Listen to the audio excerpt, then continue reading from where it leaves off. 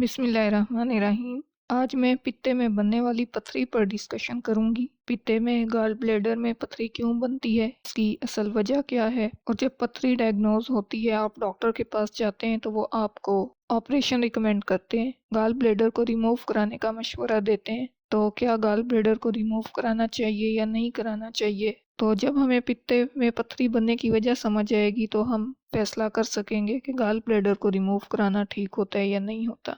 तो जब पित्ते में पथरी बनती है तो ये गॉल ब्लैडर का मसला नहीं होता, ये लीवर का मसला होता है। इसमें दो वजूहात मेन हो सकती हैं। एक तो ये कि लीवर क्वालिटी बाइल प्रोड्यूस नहीं कर रहा, जिसकी वजह से बाइल सॉल्ट्स जमा होके ये पथरी बनाते हैं। और दूसरी वजह ये हो सकती है कि आपके जिस्म में कोलेस्ट्रॉल ज़्यादा होता है। और जो गॉल ब्लैडर के अंदर पथरी होती है, ये पथरी आमतौर पर कोलेस्ट्रॉल की बनती है। अब ज़रूरी नहीं है कि आप खुराक में ज़्यादा फैट्स ले रहे हों, फैटी फूड्स हों आपकी खुराक में, आपकी डाइट में कोलेस्ट्रॉल ज़्यादा हो, तो तब ही आपकी बॉडी में इसकी मिकदार ज़्यादा होगी और ये पथरी बनाएगा। गॉल ब्लैडर में कोलेस्ट्रॉल स्टोन की वजह अमूमन ये होती है कि लीवर से बाइल की प्रोडक्शन कम होती है। बॉडी में कोलेस्ट्रॉल है लेकिन इसे कंज्यूम करने के लिए जिस्म के पास काफ़ी बाइल नहीं है। फैट की मेटाबोलाइजेशन डिस्टर्ब होती है। गॉल ब्लैडर को अगर देखा जाए तो ये तो एक थैली की तरह का ऑर्गन है जिसका काम बाइल स्टोर करना है। लीवर बाइल बनाता है और ये बाइल गॉल ब्लैडर में स्टोर होती है, और जब ज़रूरत होती है तो गॉल ब्लैडर इस बाइल को रिलीज़ करता है जो डाइजेशन में हेल्प करती है। लेकिन इसकी कमी की वजह से जो फैट्स हैं, जो खुराक के ज़रिए चर्बी खाई जा रही है, वो डिज़ोल्व नहीं हो पाती, डाइजेस्ट नहीं हो पाती और फिर मसाइल खड़े करती है। बाइल फैट्स को डाइजेस्ट करती है, इसको पिघलाती है और फिर लबलबा, जिसे पेनक्रियास कहते हैं, बाएं पसली के नीचे होता है, एक एंजाइम बनाता है जिसे लाइपेज कहा जाता है। ये फैट्स को मज़ीद छोटे ज़रात में तहलील करता है और फिर आप इसे आंतों या जिगर में से जज़ब करना शुरू करते हैं। लेकिन जब ये सारा अमल बाइल के नाकाफ़ी होने की वजह से सही से नहीं हो पाता तो एक तरफ तो पथरियाँ बनती हैं और दूसरी तरफ न्यूट्रिशनल डेफिशिएंसीज होती हैं, किसी विटामिन की कमी, किसी मिनरल की कमी, इनका सामना करना पड़ता है। तो एक वजह तो ये है कि बाइल क्वालिटी बाइल प्रोड्यूस नहीं हो रही या जिसकी वजह से फैट्स की मेटाबोलाइजेशन डिस्टर्ब है। दूसरी वजह जिस्म में इजाफी ईस्ट्रोजन का होना है। यही वजह है कि देखा गया है कि प्रेगनेंसी के दौरान क्योंकि ईस्ट्रोजन हार्मोन ज़्यादा बनता है तो ख़वातीन को पित्ते की पथरी का सामना करना पड़ता है। फिर जो ख़वातीन कंट्रासेप्टिव पिल्स ले रही हों या हार्मोन रिप्लेसमेंट थेरेपी पर हों, इनमें ईस्ट्रोजन की मिकदार ज़्यादा होती है, तो ऐसी ख़वातीन में पित्ते की पथरी बनने के चांसेस ज़्यादा हो जाते हैं। कार्टिसोल की ज़्यादा मिकदार भी पथरियों का बाइस बन सकती है।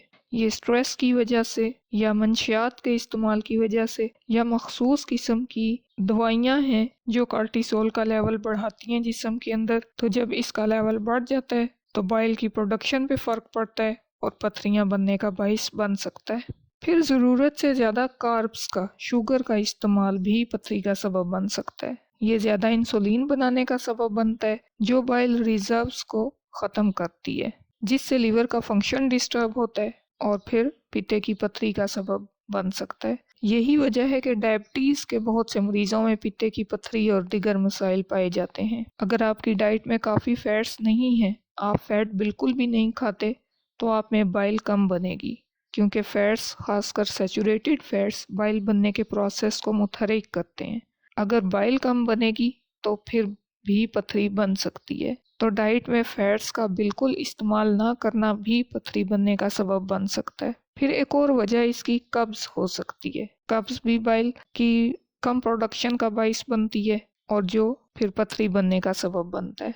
बाइल एंटीबैक्टीरियल है, दूसरे अल्फाज में ये जिस्म को हार्मफुल बैक्टीरिया से बचाती है। इनकी ग्रोथ रोकने के लिए छोटी आंत में एक ख़ास किस्म का मीडियम कायम रखती है। अगर आप खाने के बाद ब्लॉटिंग या एसिडिटी वगैरह महसूस करते हैं तो इसका मतलब ये है कि आप में बाइल की कमी है। आपका लीवर प्रॉपर बाइल नहीं बना रहा, जिसकी वजह से हार्मफुल बैक्टीरिया की ग्रोथ होती है और ब्लॉटिंग का मसला होता है।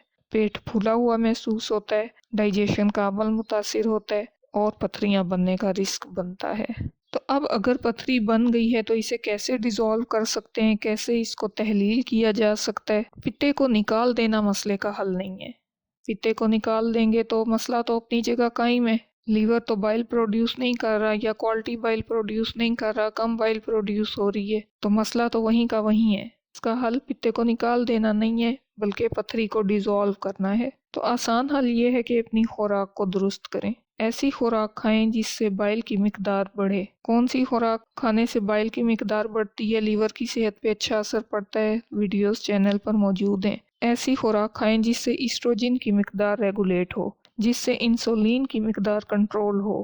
بائل کی کوالٹی اچھی ہوگی تو گال سٹون اپنے آپ ڈیزولو ہونے لگیں گے۔ اگر یہ سائز میں بڑھ چکے ہیں تو خوراک بہتر کرنے کے ساتھ ساتھ میڈیسنز بھی ضروری ہیں۔ ہربس اور سالٹس پر مشتمل ہومیوپیتھک میڈیسنز ہیں ایسی جو بائل کی مقدار اور کوالٹی بہتر کر کے ہارمونز کو ریگولیٹ کر کے پتھریاں ڈیزولو کرنے میں مدد کر سکتی ہیں۔